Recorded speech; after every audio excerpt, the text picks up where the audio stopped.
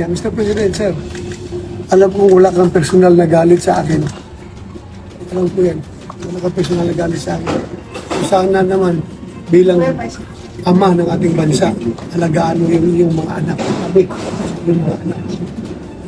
Alagaan mo lahat ng Pilipino. Sana, the role of the government is to take care of its people.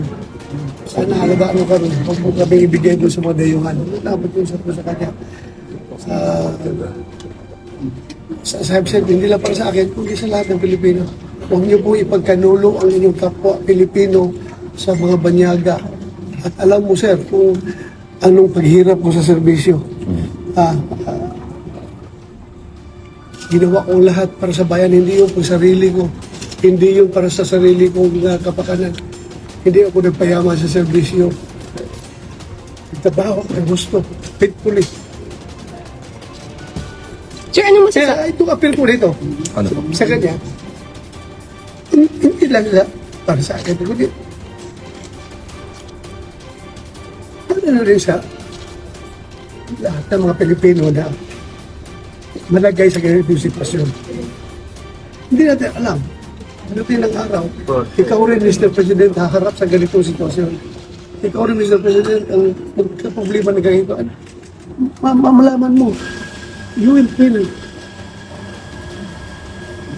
what I feel right now. Bakit kayo naiyak, sir? Ha? Bakit po kayo naiyak? Tao lang ako. Hindi ako robot. Hindi ako makilang. Tao lang ako. How's your My family? appeal is sincere to the President. How's your family? And what do you feel, sir? Sabi mo kanina kung nararamdaman lang ng Pangulo ang nararamdaman mo. How would you describe how you feel, sir? Very low. The lowest point of my life. Ikaw ba naman? Nagkapakap ka ng gusto mo, I have said, yung aking servisyo talaga. Yung ideals ng PMA, courage, integrity, and loyalty, isinisabuhay ko yan. Lahat ginawa ko. Tapos, ngayon, ganito mangyari sa akin.